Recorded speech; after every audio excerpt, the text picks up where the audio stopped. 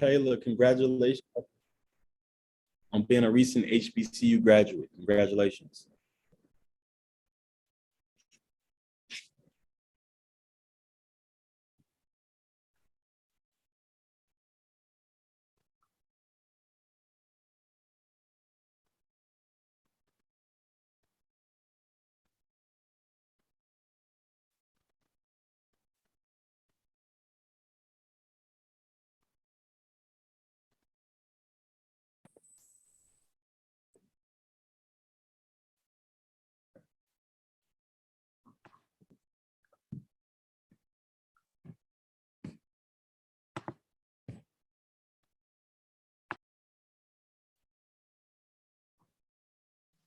You're on mute, Kayla, if you're trying to talk to us.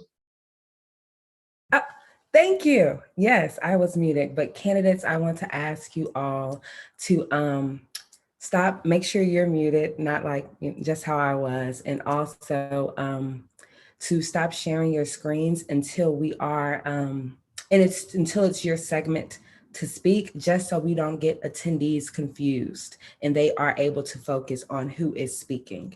So with that being said, we're going to jump right into the event. Good afternoon, everyone. On behalf of the Atlanta chapter of NAASC, welcome to our virtual Meet the Candidates event.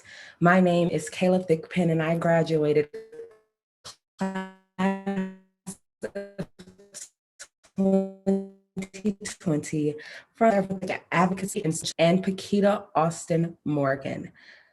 Thank you all for being here, and I have the honor today to serve as your hostess with the mostest. So also thank you for your patience despite my ample amount of emails. Okay, so this event is designed to allow Atlanta community residents to meet their candidates on the local November 2nd election. This is not a debate. This is a nonpartisan event that welcomed all candidates who expressed interest in attending.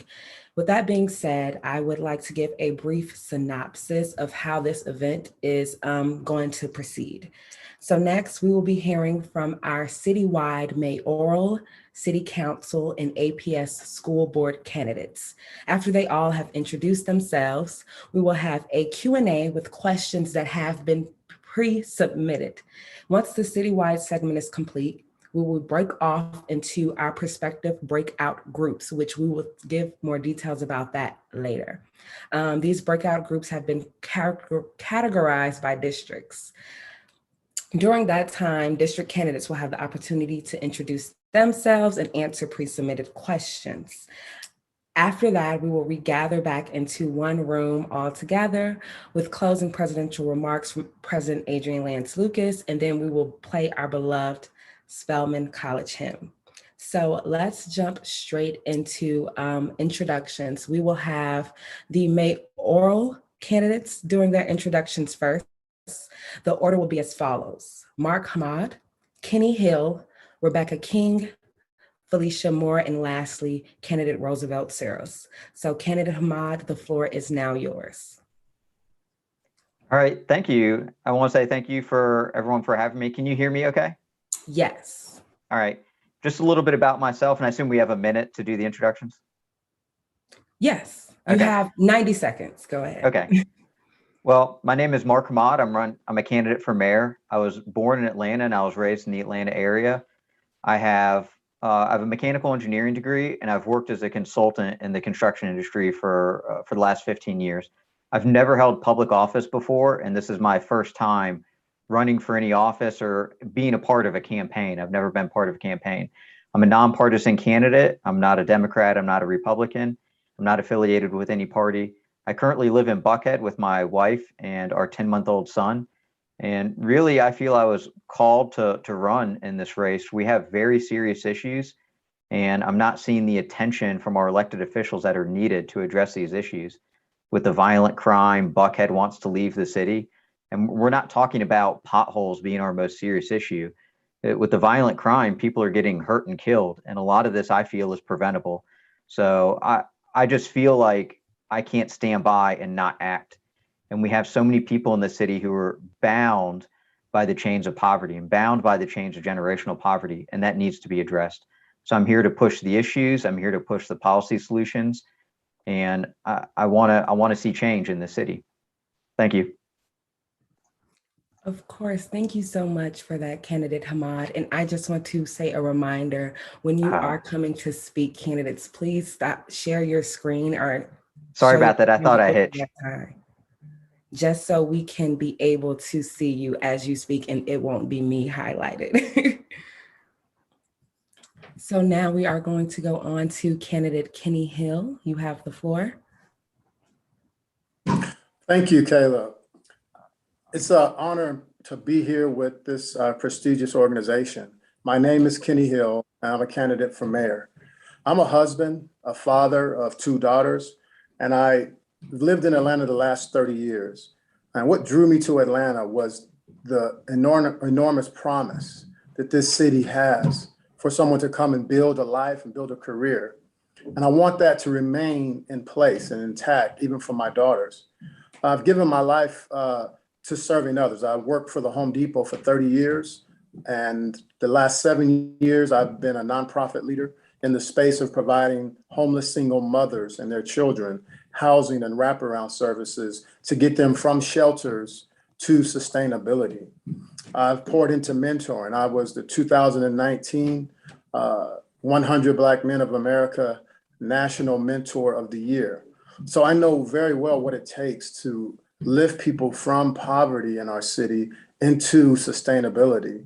And the thing that has driven me to run has been the pervasive disparities around economics, social disparities. High crime is in some regard a result of people not having hope. And that should never be the description of our city. So I'm running so that we can have leaders who understand what it takes to bring our city together and to also lift up those who are most vulnerable among us. When I look at the things that we're facing, I don't see a political responsibility or solution. I see leadership and I see people who understand how to lead. I have the conviction to lead, to make the decisions, but I also have the compassion to serve so that we can come together and so that we're not leaving people behind in a city that has been known for allowing people to pursue their dreams using their passions and their skills. So my name is Kenny Hill. I want to be your mayor. I thank you for this opportunity. Thank you so much, candidate Hill. Next, we will be hearing from Rebecca King.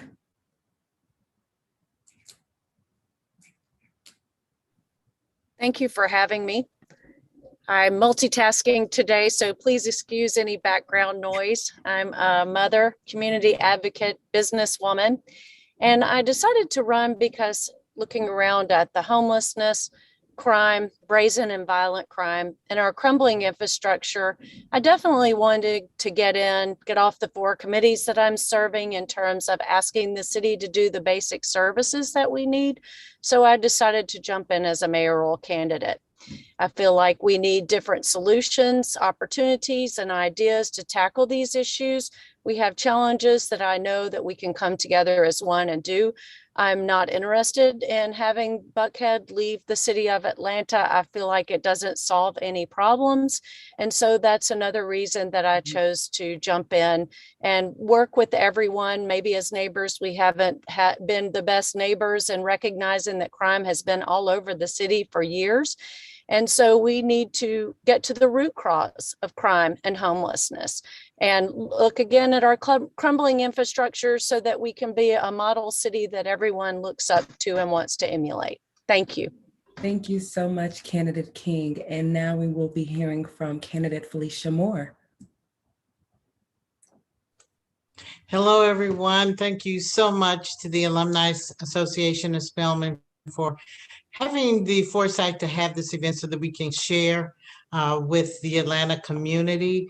As a proud HBCU graduate myself and member of Alpha Kappa Alpha sorority, I know the richness of the institution in which you all represent, and thank you for all of your service, the people who have graduated from there and those who are still there to the community. Again, my name is Felicia Moore, and I'm a candidate for mayor of Atlanta. My platform for running for the candidate of mayor, as a candidate for mayor, is very simple. First and foremost, the biggest threat to our city is our safety, and making every neighborhood across this city safe, no matter what our zip code or what what area we live in or what our income bracket. The second is city service delivery, getting that back on track, getting the services that we deserve and that we're paying for. Every department in our city government, unfortunately, is dysfunctional, mismanaged. Equipment is down and facilities are bad. And what we need is a mayor, not only who can do the big things, those great stadiums that we build, but focus on those foundational things. Our foundation is crumbling, and I want to get to work shoring it up. And then most importantly, the three things that I have used as my principles of service in city government, and that is transparency. Making sure we're a transparent government so that you know how your money is being spent, spending it wisely and not abusing it. And it has been abused. Secondly, ethics. I'm a very big proponent of ethics, has passed many pieces of legislation to strengthen our ethics code. And I have served with integrity and will continue to serve as integrity as mayor. And I have not, nor will I be, the subject of anyone's federal investigation. And then finally, accountability, being accountable to you, the people that we serve, doing what we say we're going to do. If we change, coming to you and letting you know that. And then finally, if we're unable to do it or we make a mistake, being honest with you on that. And then also holding people accountable for doing the right thing by you, our citizens. And I'm proud to be the author of the Inspector General, Compliance Officer, and someone to review our contracts to make sure that we don't continue to have a corruption cloud over City Hall, which is there today. That doesn't mean that's all that we have to do. There's many other issues, unsheltered, affordable housing, infrastructure, the list goes on and on, but I want to be our next mayor so that we can tackle those issues together. Thank you so much for this opportunity. Thank you, candidate Moore. And last but certainly not least, we're going to hop over to you, Mr. Roosevelt Cyril, our last mayoral candidate in attendance. Yes, good evening, good evening. Thank you so much for having me. It's a pleasure to be here, and I would like to thank everybody for taking some time out to join us. Like she said, my name is Roosevelt Sears III, and I was born and raised here in Atlanta, Georgia, by a single mother of two, and pretty much left and went on to Georgia Military College. Didn't actually graduate because it reminded me too much of high school, the particular college I went to.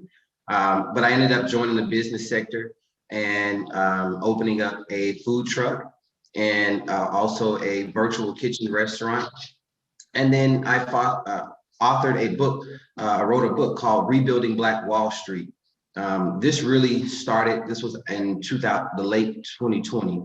And this really sparked my interest in actually rebuilding a community. I never knew anything about Black Wall Street. So once I found out that we had our own churches and school system, et cetera, I was really interested. Pretty much in the beginning of 2020, I also founded a nonprofit organization called the National Fresh Start and Assistance Institute, pretty much aimed at providing financial literacy. And now we're actually moving into providing housing options as well. Over the last month, I've had the fortunate opportunity of engaging with about 700 homeless individuals and probably about 300 residents throughout different apartment communities. And that's why I call myself the people's mayor, because I really care about the opinion of the people and their interests. And unfortunately, I'll just tell you the reason I'm running is because I'm fed up. And I, just like a lot of people that live in Atlanta, unfortunately for decades, our leadership, no matter if it's the mayor or the council, they have, been plagued with corruption and fraud, and in the best interest of themselves. So I believe now the people are rising up and we're fighting back. So I appreciate the opportunity for being here. And I look forward to working with you guys in the future. Thank you. Thank you so much. That concludes all of our mayoral candidates. So now we will be moving on to our city council citywide positions. These are the positions that are at large that cover all of Atlanta. They include city council president, post 1, post 2, and post 3. The order will be as follows. So we will start at post 1 with candidates Alfred Shivy Brooks and Jeremy Sharp. Then we will go on to post 2 with candidate Matt Westmoreland, and then post 3 with candidates Jackie Labatt, Jody Merryday, and Keisha Watts. And lastly will be the city council presidents. We will have Madeline Archibong, Mike Russell, and then Doug Shipman. So post 1 candidate Brooks, the floor is yours. Thank you so much, Ms. Thigpen, and thank you to the NAAS SC for the opportunity to share space with you all today. I am a father, a husband, a homeowner, a small business owner, a high school economics teacher, and a graduate of the Andrew Young School of Public Policy at Georgia State University. And with your support, I will be the next Atlanta City Councilman for Post 1 at large. My name is Alfred Shivy Brooks. I am here to serve and ready on day one. I have served as a legislative aide under the Gold Dome for the Working Families Caucus, as a mental health advocate for the Department of Developmental Disabilities and Behavioral Health. And in these roles, I've worked at the grassroots level and up through the policy level, fighting for a more inclusive, equitable, and forward-thinking Georgia.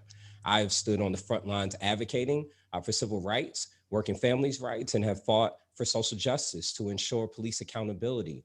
And I began doing this work at the young age of 9 as I protested against the brutal beating of Rodney King in 1991.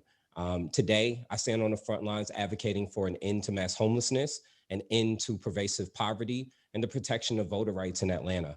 I have a platform called CARES, which is the backbone of my campaign, which stands for C, connectivity through a citywide broadband internet service that will be free or low cost to all Atlanta residents.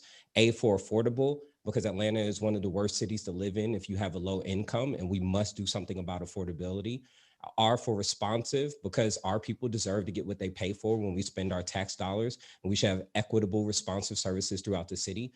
E, for economic development and sustainability, as it is time for us to make sure that especially Black business owners have the ability to scale up and have sustainable businesses. And S, for safety, where we must be smarter on crime at a time like now. Now is not the time to go back to the harder on crime, 90s style politics that many are advocating for, which will result in the issues that we're dealing with, where we have more Black bodies and bondage behind prison cells than we had during 400 years of slavery.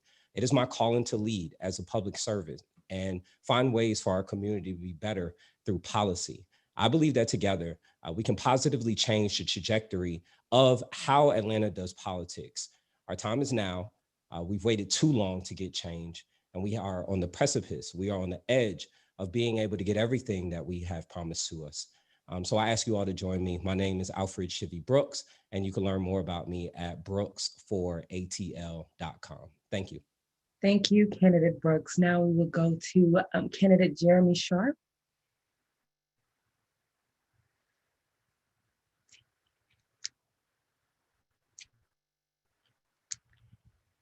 All right, well, we will jump straight to post 2, candidate Matt Westmoreland.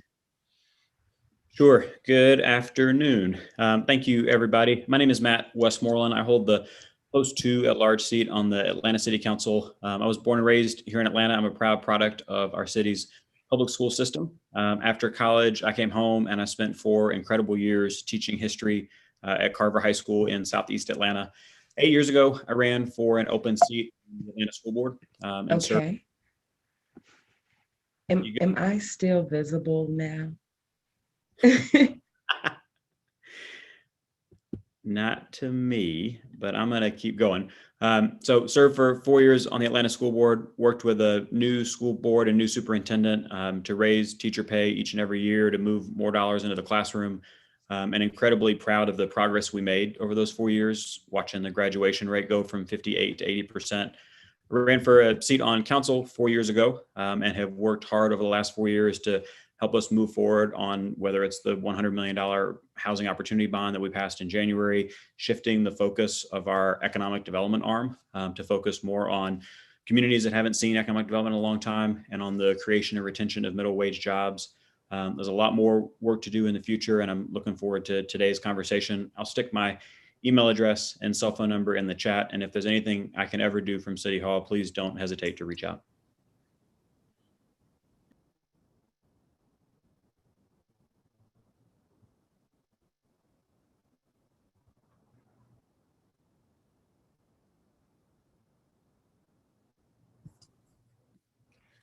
Thank you so much for that, candidate Matt Westmoreland. Now we will go on to post 3 candidates, starting with Jackie Labatt, then Jody Merryday, and lastly, candidate Keisha Waits. Go ahead. Okay, can you guys hear me? I am Jackie Labatt. Thank you to the Spelman Alumni Association for having us today. I'm running for Atlanta City Council Post 3 at large. I'm an Atlanta native, born and raised in Southwest Atlanta, attended Atlanta Public Schools and Fulton County Schools. So I started off at L.O. Kimberly, went to Warren T. Jackson, and graduated from Roswell High School.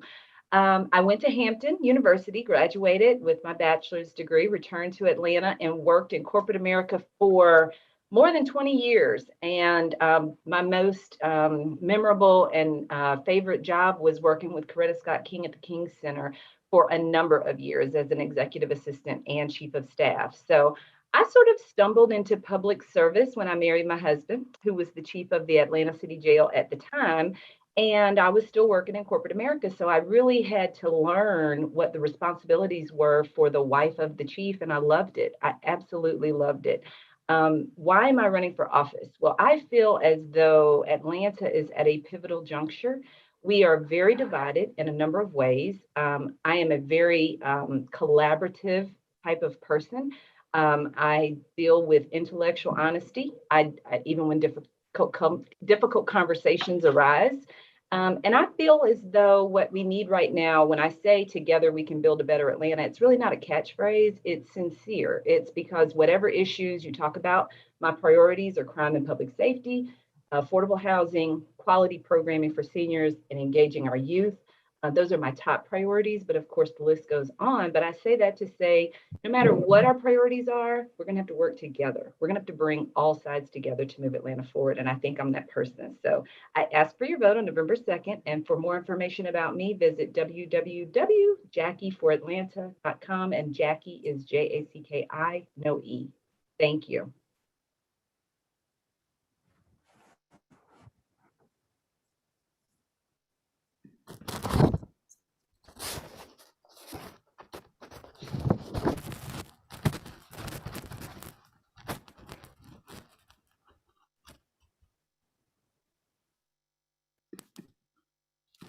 I think we're having some connection issues. Just be patient for a moment. Testing, testing. This is Jody. I'm just checking to see if you can hear me. You can. You're shaking your head yes. Thank you. And I will hold until you advise that I should start. No, you go ahead. I'm just handling some technology issues over here. Okay, thank you. And the day of virtual. I understand. Hello, my name is Jody Merryday. I'm a candidate for Atlanta City Council Post 3 at large. I'm running because I'm a native Atlantan who's lived for 33 years cumulatively in the areas covered by Post 3 at large.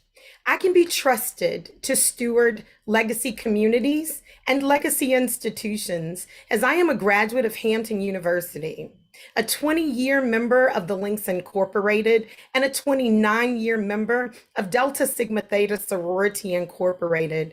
Additionally, I served on faculty at Spelman, Clark, Atlanta University, and Georgia State University.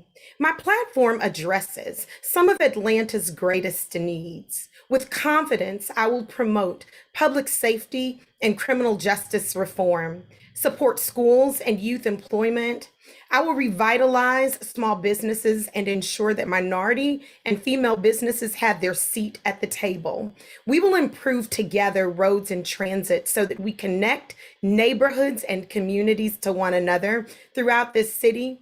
I will ensure that we fund robustly and build affordable housing, increase services to our seniors because they've worked hard and they deserve it. And lastly, to protect the environment. You can reach me at www.jodymaraday.com. I'm eager to have you join me on the campaign trail and excited about our path to victory. Thank you.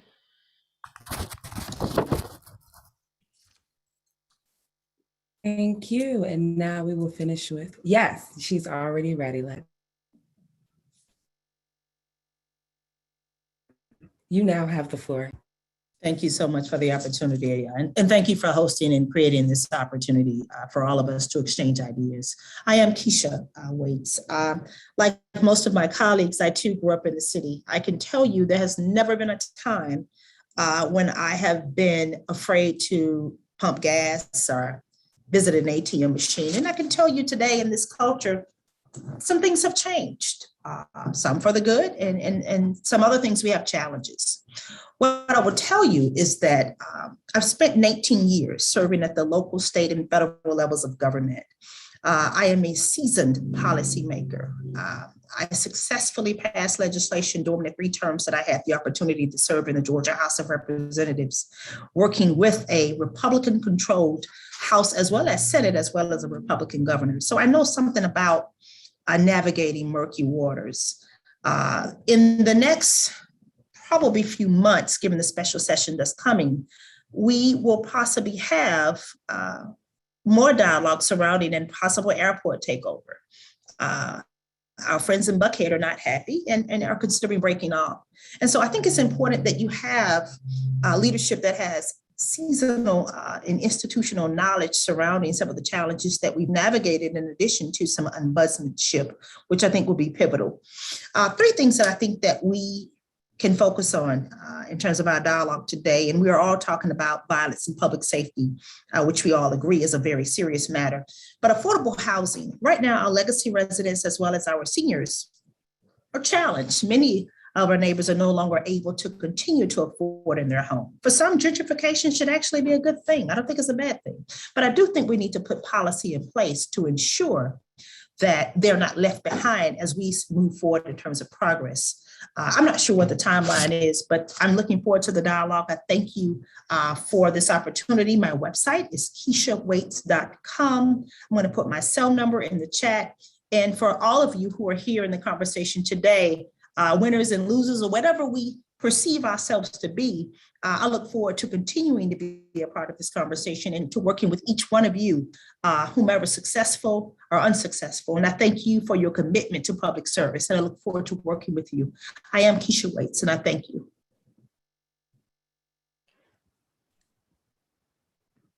Thank you so much, Candidate Waits. I hope everyone can hear and see me okay, because in this new virtual age, you have to have stable Wi-Fi, and mine seems to be a little rocky today, but we are going to jump into the City Council President positions.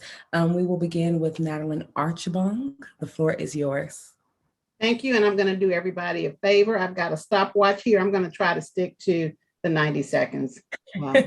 Pray for me, right? All right, my name is Madeline Archibong. I call myself a Spellhouse baby. My mom and dad met at Morehouse and Spelman and graduated and decided to raise their family here.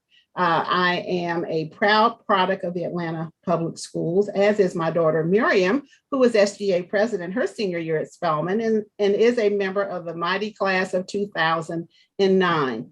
Public service is in my DNA. My dad, Nate Mosby, was the second African-American on the DeKalb County Commission, and my mom retired from APS.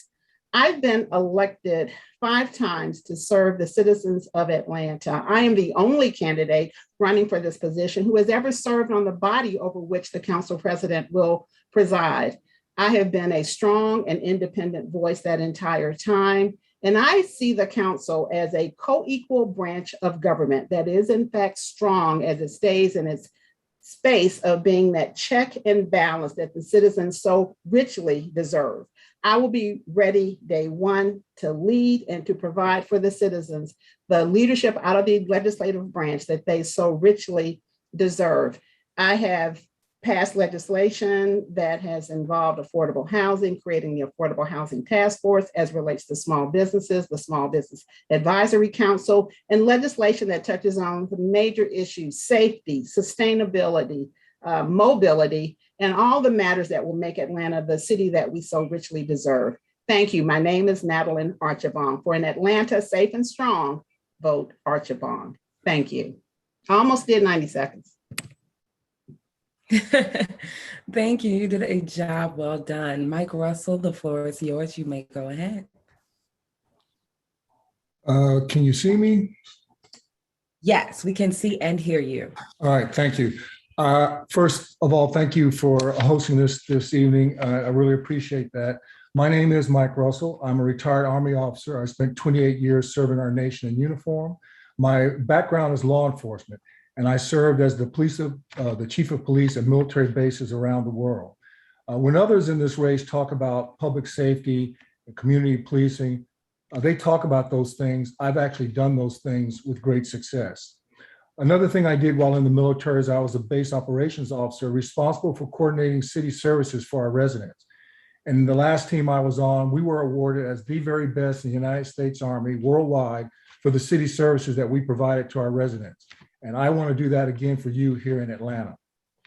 Despite coming in this race last or entering the race last and raising the least amount of money, I am still tied for first place.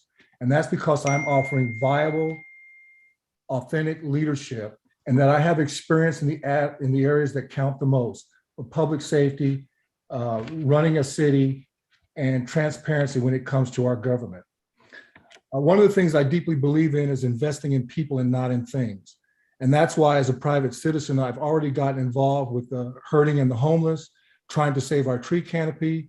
And most recently, I'm working with Myron Fontaine, better known as the prison doctor, to try to intervene with our at-risk youth and their families to prevent them from going to jail. Because the first step in public safety is prevention. And my goal is to save our kids from ever having to enter into the justice system. So what I'm asking you as my fellow Atlantans is to join me in this campaign to bring our city together. We are the home of the nonviolent civil rights movement, and we've got to make those words mean something again. We're always better when we are together. And I'm asking you to join me in this very authentic grassroots campaign so that together we can make Atlanta safer and better for everybody. Thank you. Thank you. Thank you so much, candidate Russell. And now we will be hearing from candidate Doug Shipman. Thank you and good afternoon. It's a real pleasure to be here. You know, my Atlanta story has been extraordinary. I came here to go to college at Emory on a scholarship, and I fell in love with Atlanta and with Atlanta history. And a few years later, I was tapped by then Mayor Shirley Franklin to lead the effort from scratch to build the National Center for Civil and Human Rights, to secure the King Papers, and to build that institution that both celebrates the past and talks about contemporary rights issues. It gave me an incredible lens on Atlanta and really brought all kinds of parts of the community together. I then went on back to the private sector, and then I was tapped to be the head of the Woodruff Arts Center and to really make the Woodruff Arts Center work better and also to make it represent all of Atlanta. I've had a history of bringing people together to get incredible things done for our city. And as I have campaigned across this whole city, that is what I hear people want right now. They want a city that works better for them, that can do the simple things like picking up yard trimmings and can do the big things like making people feel safe, that can really finally tackle the 25% poverty that we had coming into COVID. So to me, we're at a crossroads where we need a city council president who can bring the council together, but can also bring communities together. Because the question is not whether Atlanta is going to grow. It's going to continue to grow. The question is, are we going to grow in a way in which every neighborhood benefits, in which every person can determine their future?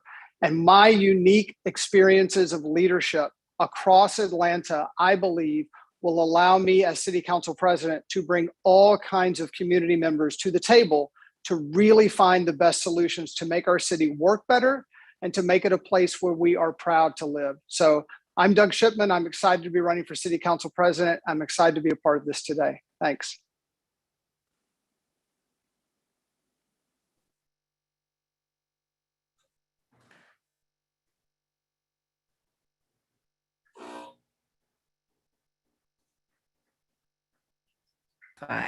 Okay, so actually, Courtney English, another city council president candidate, actually just popped in and would like to introduce himself. So Courtney English, the floor is yours.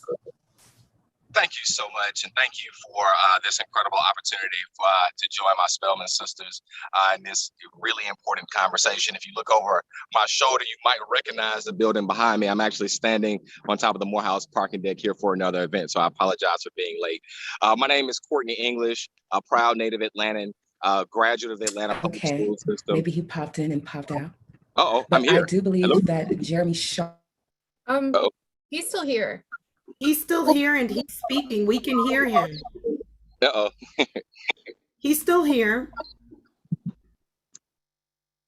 Should I keep going? We good? Kayla?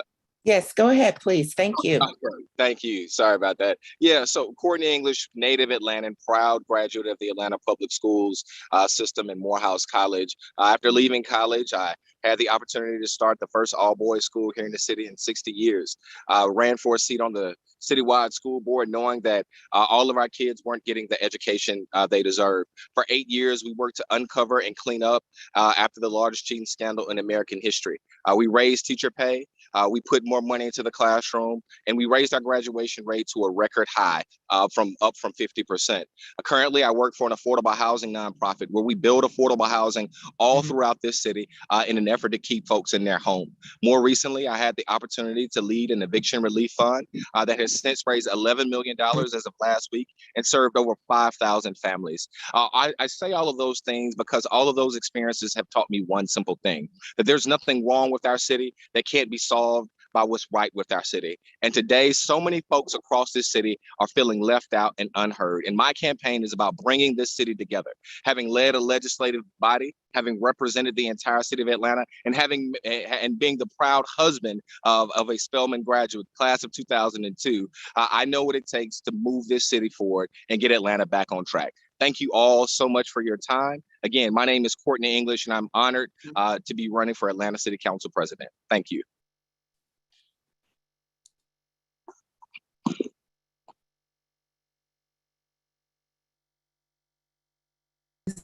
So much, Courtney English. So that concludes our city council citywide positions and 11 at-large positions. So the order will be as follows: Tamara Jones, Royce Carterman, Stephen Spring, and then lastly, Kanisha Casey Vaining. And you all can just jump right into the following introduction once the previous one has concluded. So candidate Jones, the floor is yours. Thank you, Spelman, for this opportunity. I'm Tamara Jones, and first I want to say sorry for how I sound. I managed somehow to get COVID out there on the campaign trail, even though I'm fully vaccinated. So I just want to say to all my fellow candidates, y'all be careful out there, because this doesn't feel good. I've been in Atlanta for 30 years. I'm an architect and urban planner who got a master's degree at Georgia Tech. I went to public schools, and I've been an APS parent for 15 years. I've got 3 children, 2 recent graduates and an 8th grader, and they all attended APS since kindergarten. I've served on the GO teams, local school councils, cluster advisory teams, various and sundry district-wide committees.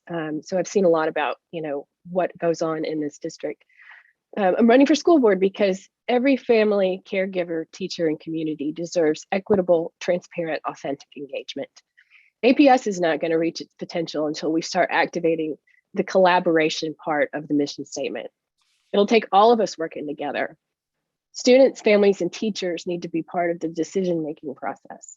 School clusters need to interact with each other across the district.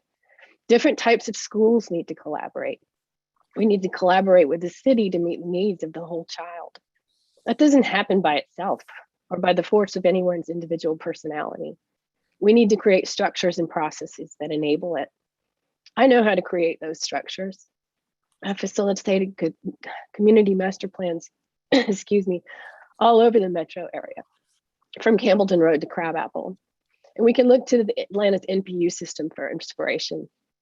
The author of Invisible Man, Ralph Ellison, once said that education is really a matter of building bridges. Please join me to build those bridges for Atlanta's children. I'm Tamara Jones, and I'll put my contact information in the chats, and I hope to earn your vote on November 2nd. All right, I'll go ahead and first off, my thoughts are with you, Tamara. Wishing you a speedy recovery. Hope to see you out on the campaign trail again soon. My name is Royce Carter Mann. I am 19 years old. I'm a proud graduate of Atlanta Public Schools, Midtown High School, formerly Grady, class of 2020. I am a second-year student at Emory University, and I'm running for the Atlanta Board of Education seat 7 at large to ensure that students across the city have a say when it comes to the decisions that affect us every single day. When folks ask how I'm qualified despite being so young, I like to answer that I'm qualified because I'm so young. I have policy experience. I've worked as a legislative aide for multiple state representatives. I served as a student representative on the governance team at Midtown High School and served on the district's LGBTQIA+ task force, along with also interning directly with the Board of Education, doing policy research and consulting. But I'm not running because I know how to pass policies, though I do feel like I could be an effective policymaker. I'm running because I know how these policies affect students. I was a student in Atlanta Public Schools within the last few years. I graduated over Zoom. I understand the mental health epidemic that is facing so many of our high schoolers. And I know the importance of a strong foundation when it comes to ensuring that our students have support when it comes to literacy, and that our families have support when it comes to access to early education and childcare. So if you want to learn more about my campaign, if you want to help bring power to the students of Atlanta, please check out roycefораtlanta.com for more info. Thank you.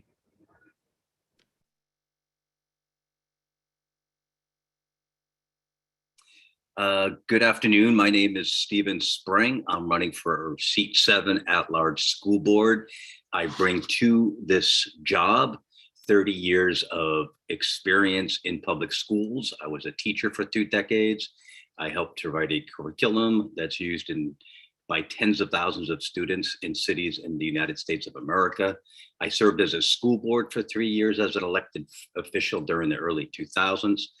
I come to this job with a strong conviction to interrupt institutions. I believe strongly that there are some mechanisms in place right now in the Atlanta School Board and Atlanta School District that need to be interrupted for 3 reasons. One is we need to funnel more money into the classroom. Number 2, we need to give teachers the raises they deserve. While the school board gave themselves a 50% raise last year, teachers got a 2% raise. I just want you to sit on that for a second. Yeah, and the other thing that I really believe in is shifting the focus away from very narrowly defined standardized tests and test and evaluate a student based on their growth and on the assets that they bring into the classroom. Standardized tests are nothing short of sorting mechanisms, and we know what happens when hegemonic forces take into sorting. Black and brown children get put into low rigor classes, and I want to interrupt that as well. My name is Stephen Spring. I am qualified to be on the job yesterday, so I would appreciate your vote come November 2nd or this Tuesday at early voting. Thank you again. My name is Stephen Spring. Thank you. Good afternoon, and thank you to the Spelman Alumni Association, the Atlanta chapter, for having all of us. I always feel at home when I get to do AUC events. I am HBCU made, right in the AUC at Morris Brown College. And I would like to just share with folks why I'm uniquely qualified to be the next member representing Seat 7. And that's because in all of my work, I have had the great fortune of working across the majority of our clusters here in our school system in our great city. And not only working across multiple clusters, which makes it a lot easier to bring that experience to ensure that all of our schools have what they need. I also have been able to lead an organization for the past 11 years where I have worked intricately with both the school system and the city. And I think that's really important for us to note that in order for our schools to move forward, we have to strengthen our relationship with our city council and with our mayor's office. We cannot do these things separate and apart from each other. And really all of my professional experience has allowed me to sit in both of these entities and help build some bridges. From working at Hands on Atlanta, being an AmeriCorps member at Bethune Elementary, really leading those programs and being able to work alongside instructional liaison specialists and principals for about 25 of our schools in APS, but also in Points of Light, being able to travel the country and see how other schools that have a predominantly or majority Title I school population is really doing things in a way that's effective. And so it's really important for us to note that we have to be as concerned about what is happening in the classroom as we are with those wraparound supports and services, because children can't turn off life to sit in the classroom. And so we have to galvanize together to ensure those things are coherent and they're cohesive. But my life is about service. My mom taught school for 38 years in Virginia Beach, Virginia, where I'm from. And my father was a carpenter that really brought along all of the young men on the block to ensure they had a different path for them. And that work is translated into the organization that I run called HAY. But in addition to that, I have served in Junior League, and I am a Points of Light, Daily Point of Light awardee. I've received the Presidential Service Volunteerism Award, the Lifetime Status. And I mention those things because this is who I am innately. This is a part of my DNA to serve and to serve young people, but not just them, but our communities, our caregivers, and our families, to ensure that we all can work together to move APS forward as we're rethinking school, preparing our students for life, but also that we're restoring those who have fallen through the cracks so that we can do well by them, serve them well, so they can in turn serve the city. I encourage you to go to electcasey.com to learn more about our campaign. I hope that you're voting early and on time, starting this Tuesday, October 12th. And remember, the last day to vote is November 2nd. Thank you.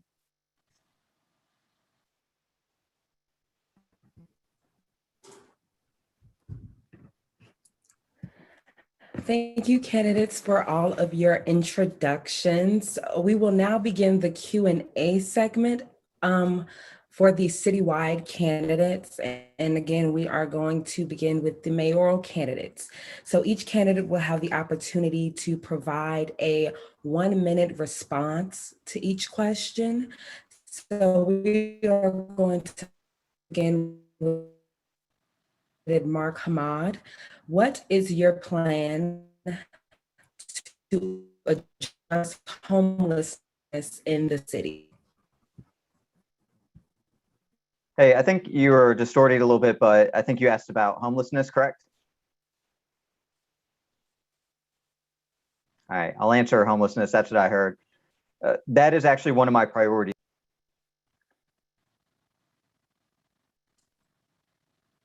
Sorry, We're unable to hear you.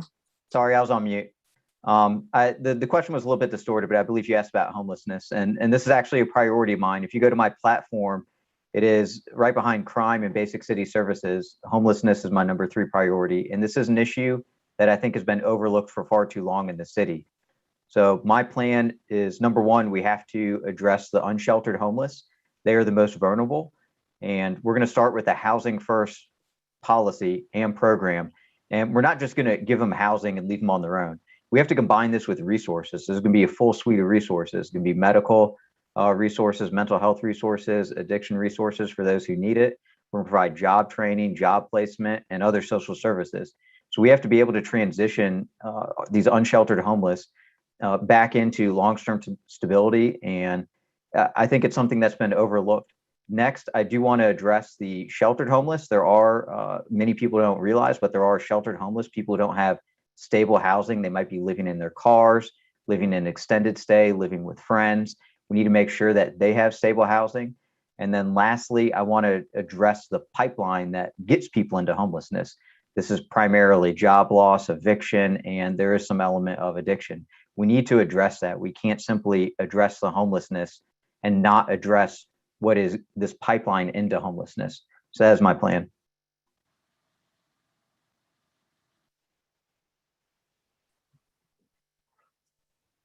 Thank you, candidate Mark Hamad. We will now hear from candidate Kenny Hill with the same question. What is your plan to address homelessness in the city? 1 minute response, please. Thank you. So this is a very important issue, and it's something I've been dealing with for the last 7 years. And it's unfortunate that it's only during campaign season that people are called to share what they've done or what they're doing about these key issues. And it's so easy for people to make promises, but I'm a candidate that asks you to look at not just my words, but look at my work, what I've done the last 7 years, lifting families out of homelessness and into sustainability. My plan as the mayor of Atlanta will be to provide, yes, housing first for those who are unsheltered, but we need to provide a path. We got to let people see that we're not just here to get you off the street so that you're making the city look bad, but we need to look at what they need through partnerships, because the city has a budget and we can't just pay for everything for everybody, but there are partnerships available. Currently, I partner with organizations that do a great job, like with the homeless single mothers that we deal with, that bring us people who have already been processed and at least they have some services that they're eligible for. And we need to look at that, because when the city partners, we're better. And when we partner with agencies and nonprofits that will provide some of the mental health support, along with Fulton County's mental health support, now we can start getting to the root cause of why people are homeless. We can reduce recidivism, because there's no justice in allowing somebody to continue to face the same struggle while they're not sheltered. So again, I ask you to go to my website, electkennyhill.com, see the work I've done in this space, and know that you deserve a mayor who will do the things that he's already done at a higher level. Thank you.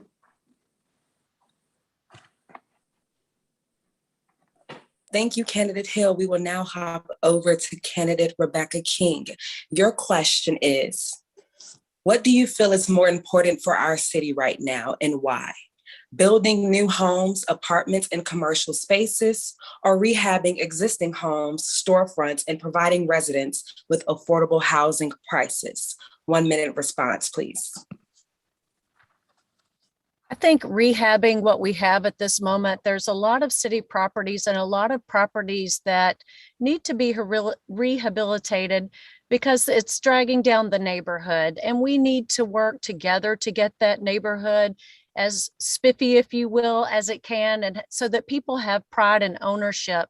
Right now, we have residents in affordable housing. We need to elevate them with job training and education and move them into their own home for their own ownership. When you have your own home, you create generational wealth, and there's pride in the neighborhood. We need to work with our neighborhood planning units, identify those properties as along with the city, and make sure that we're working together. And if there is still a homeowner, maybe they do want to make money themselves and take that burden off of them. So I think it's a win-win for everybody, and especially in the neighborhood. Thank you. Thank you for that. Next, we will be hearing from Felicia Moore. Candidate Moore, your question is, as we all know, crime has skyrocketed in the metro Atlanta area, including human trafficking. In fact, Atlanta has been referred to as a human trafficking hub. How do you intend to reduce not only crimes such as burglary and homicide, but human trafficking as well? Candidate Moore, 1 minute. Thank you so much, Kayla, for that question. And human trafficking is number one in Atlanta. And it's chair of the Transportation Committee when I was on council, I encouraged and had a summit at our Atlanta airport, which is also a hub where many people come through, making sure that all of those who work there are able to recognize when there may be signs that trafficking is occurring, as well as spreading that information to passengers, which you may hear sometimes in the airport, so that they will know where to alert someone that they think that there may be something wrong. You're correct, homicides are up in our city, but what we don't talk a lot about is that sexual assault, particularly rape, is up as well in astronomical numbers across the city. And so I will certainly be working with all of those advocates for preventing human trafficking, making sure that we also continue to have a liaison in the mayor's office who's working directly on this issue as well. Thank you. Thank you, candidate Searles. Your question is, going back to the first one, what is your plan to address homelessness in the city? Yes, thank you for that question. So actually, this really touches near to my heart just because 2018, I was briefly homeless for a few months throughout the Christmas and New Year's holiday. And this actually, I'm really appreciative for this because it humbled me and really opened the door to looking at, homelessness at a whole new different light. So pretty much my first 100 days, our plan is to use something called modular technology through municipal enterprise to build affordable housing. And so utilizing this technology, you're able to build a single family home, anywhere between 2 to 4 bedrooms within 48 hours.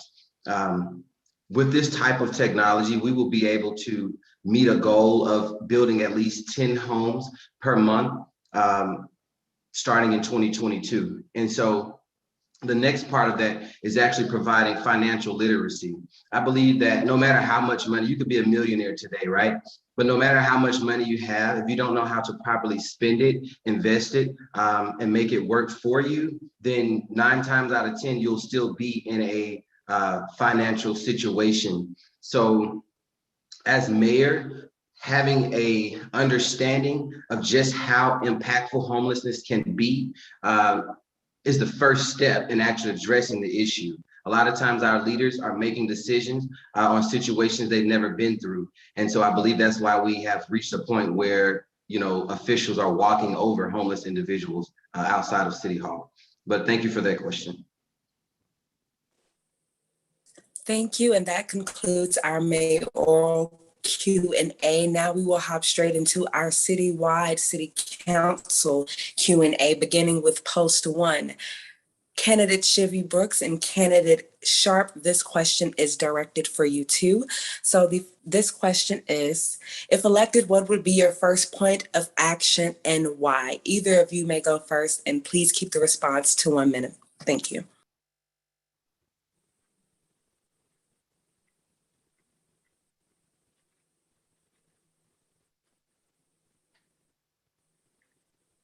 Trying to wait and see if Jareem wanted to take a moment to speak. I know he was having difficulties earlier, but thank you for the question. I think there's a myriad of things that we need to do on day one.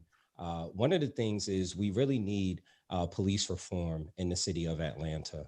And what this looks like for me is making sure that there is a stronger duty to intervene for our police officers. In order for us to truly address crime, we are going to have to heal the scarred and torn relationship between the community and our public safety officers. If we do not repair the broken trust in our community, we will never be able to solve crime, because too often those that know who the perpetuators of crimes, especially violent crimes in our city, many times don't trust officers to cooperate. And we have to do something about that. And so what that looks like is making sure that there is a duty to intervene. We have to make sure that police officers that do actually tell the truth, who speak up, are protected from any form of retribution. Another thing we have to do is make sure we're investing. and our police officers so that they are better educated. Studies show that police officers with at least 2 years of college education are 40% less likely to use force in the field, 45% less likely to use their firearm. And I would be for investing in the education of our officers so that within the next 5 years, every police officer in the city of Atlanta has at least 2 years of college education. But we must be very intentional about addressing this because we are one tragedy away, one news clip away, one iPhone video away from the city breaking apart again. And I want to make sure that we heal this once and for all. Thank you. Thank you, Candidate Brooks. Candidate Sharp, the floor is yours. Hey y'all. So first and foremost, thank y'all for having me. Thank y'all for doing this. I'll jump right into the question because I want to just be fair instead of spending time to introduce myself. But I think within that first 100 days, I want to introduce 3 plans, and 1 that's going to be a transportation plan, 2 a housing plan, and 3 that's going to be a commerce plan. And in that housing plan, we're going to address 1, what we're going to do with our unsheltered population, but 2, addressing what we're going to do for those that are right now not making living wages, but they still need to be able to afford housing in our city. So we're going to really figure out or address ways in which we're going to build housing so that those that are making, again, not living wages can get into affordable rentals. 3, we're going to make sure that there are pathways for those that are ready for home ownership. Those pathways are accessible, but also for those that already have home ownership. A lot of our legacy residents that are looking to stay in place, ensuring that we have a plan for them. And 4, it's really making sure that those that want more, those that want higher development, bigger development, luxury development, those that want to invest in real estate, they also have options. So that's what we're going to do on the housing and on the transportation. It's reconnecting our transportation, getting rail on the belt line, expanding our streetcar, fixing all of our potholes. And then thirdly, when it comes to commerce, it's ensuring that our youth have jobs. That's the most important thing that we can do right now. So thank you.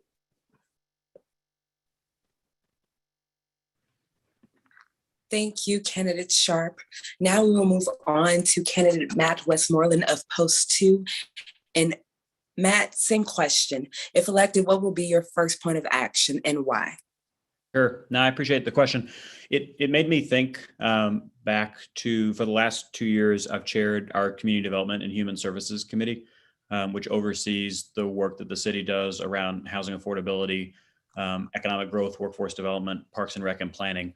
And the first thing we always or each have done these last 2 Januaries has been to lay out concrete, specific, metrics-based goals of what we hope to accomplish as a committee over the next 12 months. And then we check in periodically on how we're doing. I'll give you an example. The top goal for housing affordability this year was to create a locally funded reoccurring funding stream for affordable housing. We did a $100 million bond last year, which is great, but you need money that's available every year. And this past Monday, 10 of us introduced legislation to move us down that path. And so as I think about the first 2 to 3 months of the next term, it's laying out what are our goals for the next 12 to 48 months. We're going to be going to the voters in spring of next year around a new infrastructure bond and T-SPLOST renewal, and making sure that those project lists are really tight and thoughtful and moving us down the road that we need to go down is going to be really important.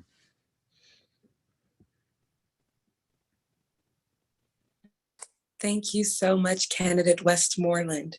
Now we will hop over to Post 3 candidates, which include Jackie Labatt, Jody Merryday, and Keisha Waits. Your question is, how have you or how do you plan to involve residents in your decision-making process? Let's begin with Candidate Labatt, then Jody Merryday, and then Keisha Waits.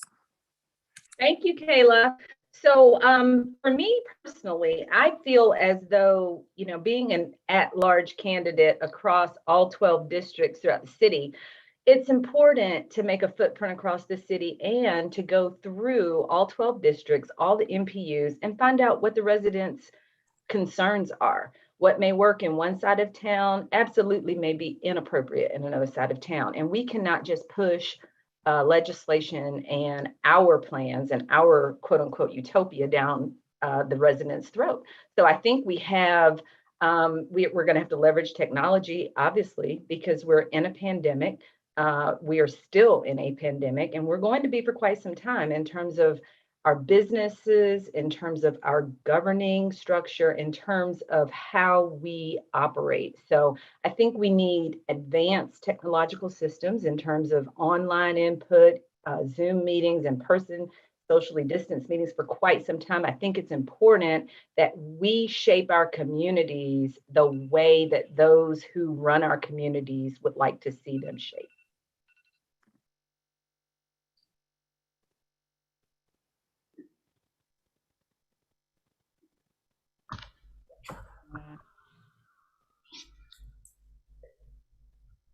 Go ahead, Jody. Oh, thank you very much. The question, how will you involve residents? I think it would be very important for my office to collect a monthly synopsis from the NPU meetings. I've been doing this now for about a year to really glean what the collective voice of the city is looking like in terms of key concerns. So that monthly synopsis would be my temperature check on the pulse in regards to areas of concern amongst citizens and residents. I would also be engaging community-based organizations, as they are another repository of information, to let me know what some of the key areas of concerns are emerging, or what some of our funders are looking to fund based upon what they've already identified as critical areas, such as the United Way. Lastly, I would also be engaging the private and the nonprofit sector, organizations like the Atlanta Committee for Progress and the Committee for a Better Atlanta. That community, which is seated and suited to inform and fund beside the city some of the areas that will keep us and our residents on task to address some of our largest issues. Essentially, I would be building and bridging consensus, including and ensuring that voices are represented, and moving forward with an agenda that residents in our city support and desire. Thank you.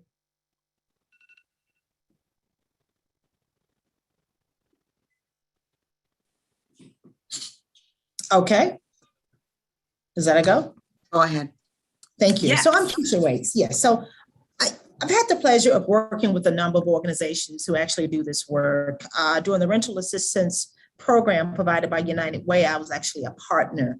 And a couple of things we realized was that one of the reasons that many stakeholders were not able to benefit from these funds is because many of the guidelines there was so much bureaucracy and red tape surrounding the conversation that many people did not qualify. So we had to go back and revisit some of the reasons why individuals did not meet the threshold involved. So the first thing that I would do, one, is my colleague has already mentioned, is engage the NPU process. There's a process already in place to which that stakeholders and individuals involved in these conversations can weigh in. Secondly, in Atlanta, we have a very active nonprofit community for individuals who work on providing housing on a daily basis to families. One area of specific interest for me would be seniors, as well as our homeless population. So those are the two communities that I would be targeting first and foremost to ensure. Thank you so much.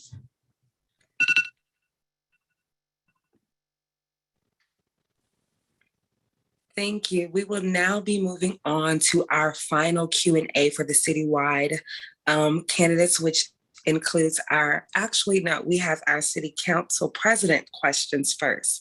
So this is directed to Madeline Archibong, Mike Russell, Doug Shipman, and Courtney English. We will start with candidate Archibong. How do you see the future of public transportation options developing in the city due to the influx of residents and traffic congestion? Thank you. I do think mobility is going to be one of those issues that we really need to get our arms around. I would like to see more MARTA, or the MARTA dashboard that lays out the programs that they're funding, the timelines, and would allow for the voters who voted for the continuation of the sales tax to support transportation to actually see how their dollars are being spent, and to actually have more engagement with the MARTA board and the transportation committee at City Council to make sure that the public is well aware of priorities and that MARTA is aware of the public's priorities. We now have an Atlanta Department of Transportation. I'm very proud have voted to support that. And we need to have an alignment between what is happening on the city side and what is happening with our public transportation system. And so I hope that our dashboards will be aligned in a way that the public can really stay engaged and informed decisions that are being made around mobility. 5 seconds. Thank you very much.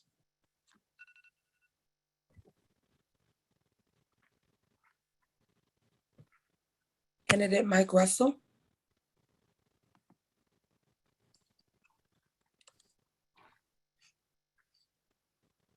Can you see me? Hello? Yes, we can see and hear you. Yeah, so MARTA is like a lot of things in this city. There's a lot of talk, data, studies, commissions, and nothing ever happens. I'm offering leadership to make things happen. It's time to stop talking and get things done. When I lived in Europe, in Amsterdam, I had public service, public transportation that actually worked. This was my national Dutch transportation card. I could go anywhere in the country with this one card, effectively from a bicycle to a train. I want that here in Atlanta.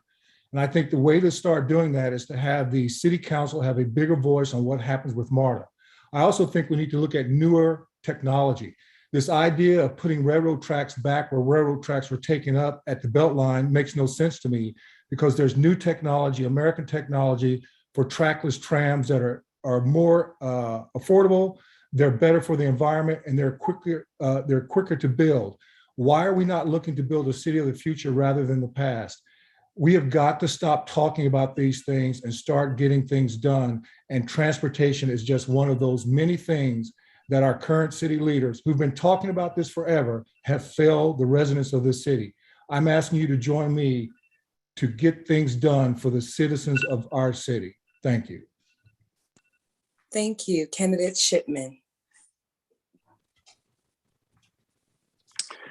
Thank you. So I believe that first and foremost, we have to make additional investments and make sure that money that has already been earmarked for transit is spent. I think the transit on the Beltline needs to be a high priority. We need to move it to the top of the list because the Beltline is being built. And if we build transit on it, it will make many neighborhoods more affordable, and we will have development that is more affordable because transit will be available. Second, I think we have to make sure that we're thinking about transit in new job centers and new residential centers. For instance, what's happening on the West Side, where Microsoft is making a major investment and where we have the West Side Park. We can't just build commercial centers. We have to think about transit. And then third, I think we missed a huge opportunity during COVID to take lanes for pedestrians, for more bicycle usage, to really think about our transit infrastructure, not just around cars and not just around MARTA, but also around people on foot and people on bicycles. So I think we have to deploy the money that we have. I think we have to make a couple of very big investments. And then I think we have to do those small things well. There is still the ability to do it, even though COVID has passed, but we need to get it done. Thank you. And if candidate Courtney English is on the line still, he may hop in and answer this question. I can't see the attendees.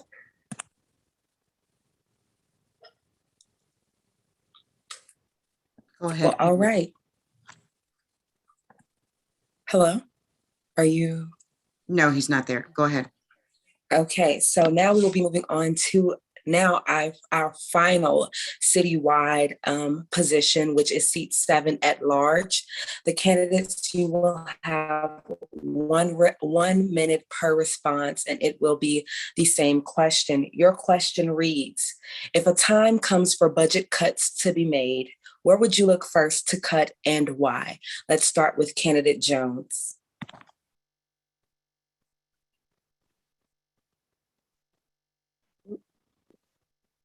Thank you. Sorry, can you hear me now?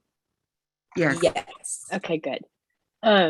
As far as the budget, one of the things I think we need to do much better is to get bold and get creative. We need to start looking for other funding streams. We like renting out some of our facilities, auditoriums, cafeteria, et cetera, for outside entities, but also looking at our real estate portfolio.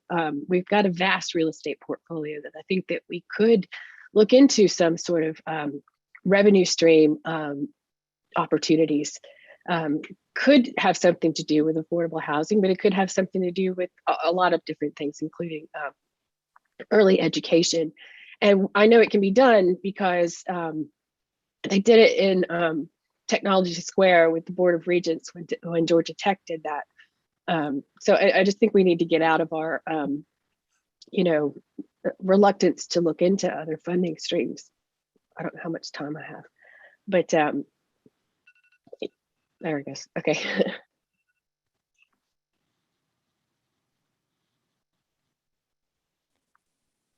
Candidate Spring. Yes, hello. Thank you very much. Concerning budgeting, there's a perception that schools are not funded significantly or sufficiently, and I completely agree with that.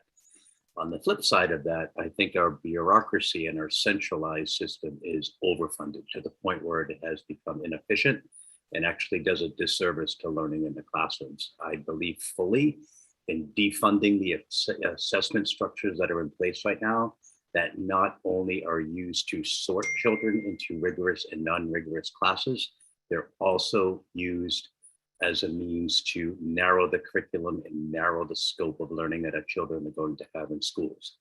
I believe that's a huge amount of money, probably tens of millions of dollars in these centralized structures. And I think that needs to be interrupted very soon.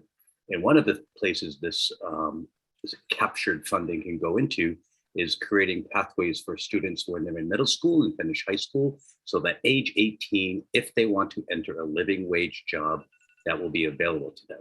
Right now, we're living with this 1990s mentality of college for all, which actually plays out to be college for some, poverty for others.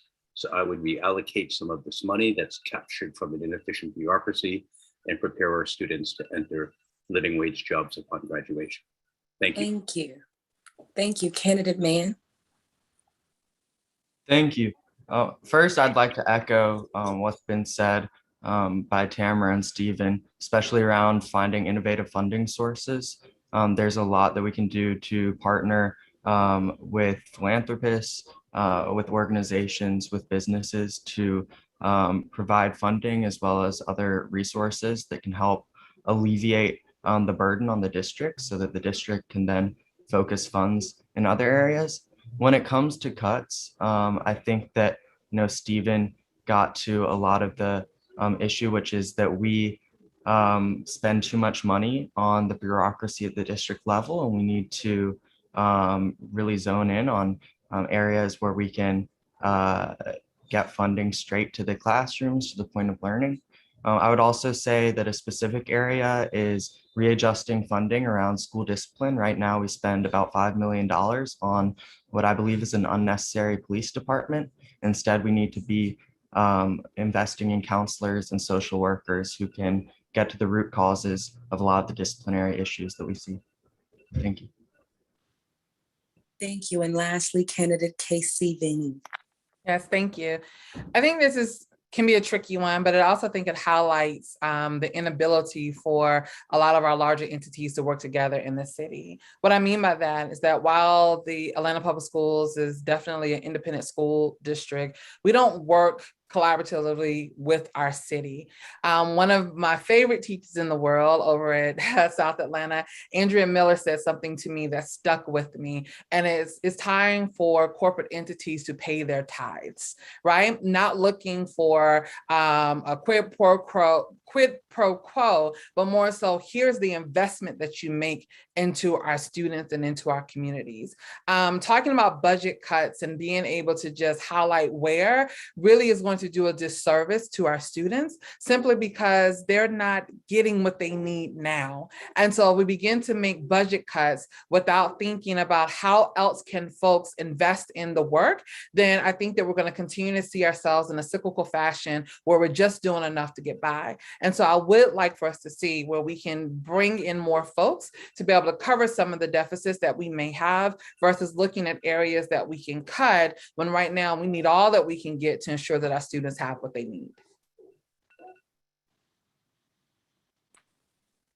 Thank you so much. So this concludes our citywide segment. However, we are not done just yet. Our technology chair, Chastine, with Chastine's assistance, a breakout group session should be appearing on your screen, and also in just a few moments, and also a slide presentation of how the breakout groups will be set up.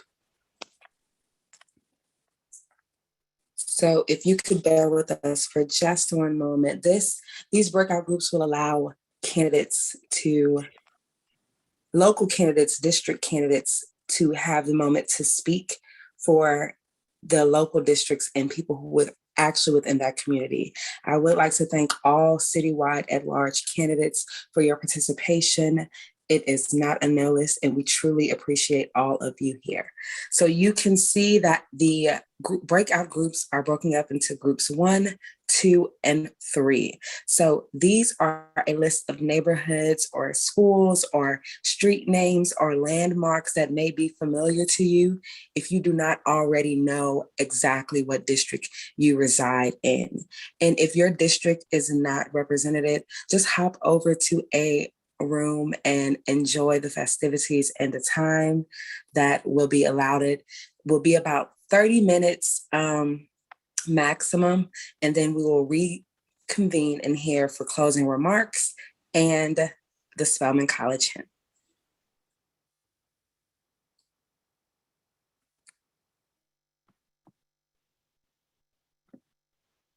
So everyone should see a join now breakout room notification near the bottom of your screen.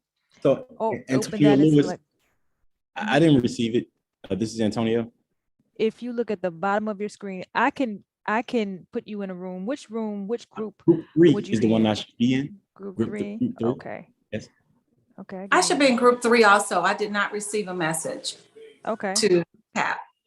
Let me assign you. That's okay. Miss Marcy Collier. Okay, give me 1 second.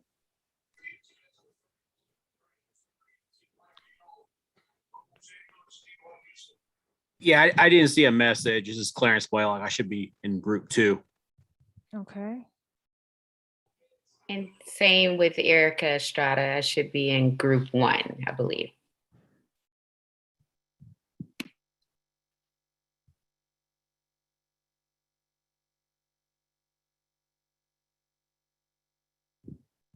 As they're working through the technology, I want to make sure that we actually thank our at-large and citywide candidates for their participation in that Q&A segment. So as Shastina is working through which group to place individuals in, please place in the chat. It will pop up for her and she can place you in the appropriate group. For those who are viewing, please take a look at the list that's currently provided on the screen and choose the breakout group in which you would like to participate. Yes, it would be easier actually if you would just state your name and let me know, because it's hard for me to check the chat and actually look for you in the breakout room. So just speak individually and I'll move you in the room as soon as I see you. So who's next? Mashika Reynolds Quillen. Mashika. And what room did you want to go to? Group 3, please. Okay, you should be on your way. This is Clarence Blaylock, group 2. Okay, you should be on your Lara way. Clay, group 3. Okay. Anita Warren, group 3. Okay. Keisha Waits, group 3.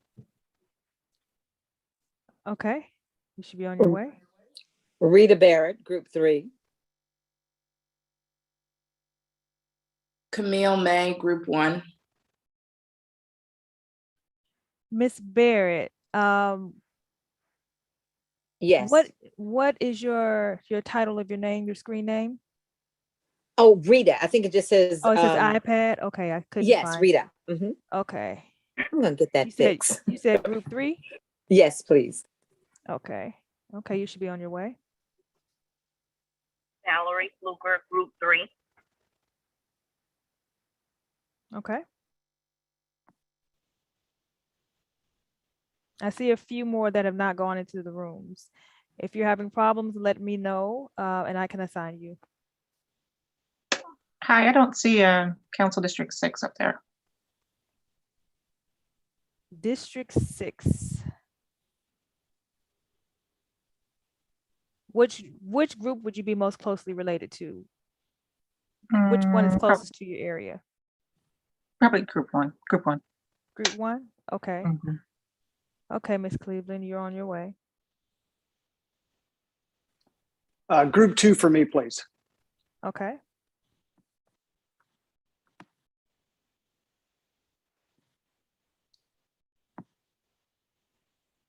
I wanted to ask, this is Jody Meraday, post 3 at large. On the form that we got, it just indicated that we would be making closing remarks. Is that still the case, or should we go into a group? You should go into a group. Okay. Then I would like to go to group 3, please. Okay. This is Kenny Hill. I'd like to go into group 1. Okay.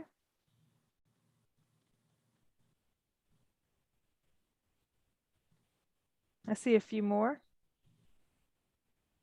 Oh, okay. I see Patrice, Miss Hutcherson.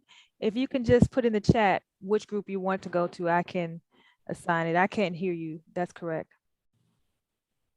Okay, you're on your way. Carol Jackson, Group 3. Okay.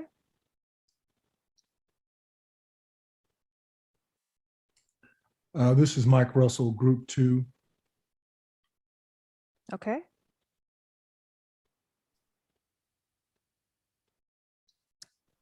I see about 4 more that have not gone into groups.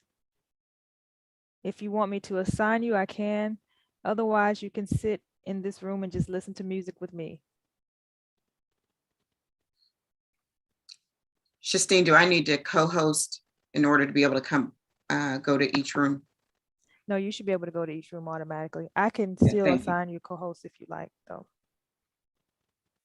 I'm good. I'll bounce around from there. Thank you. You're welcome.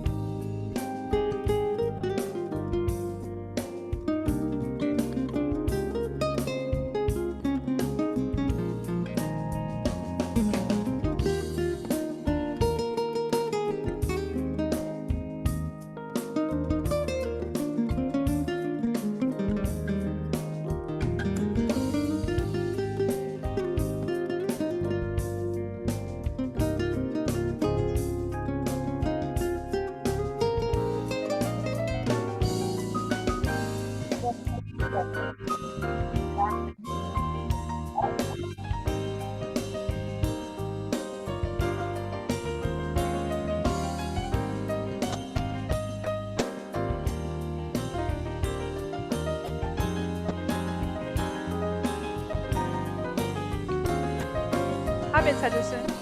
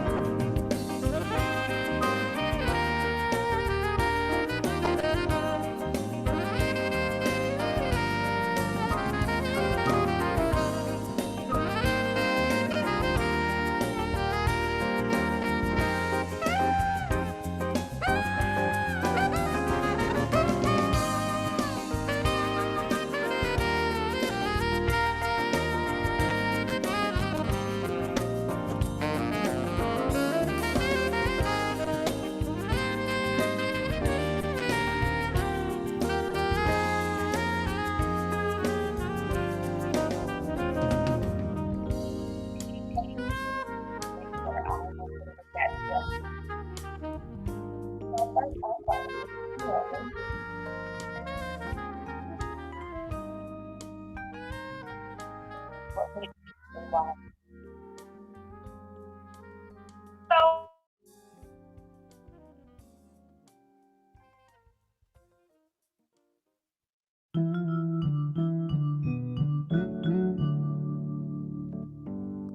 the session, they're just going to the bus stop and they're walking Hello. with their baby walking. Ms. Hutchinson, you have a question?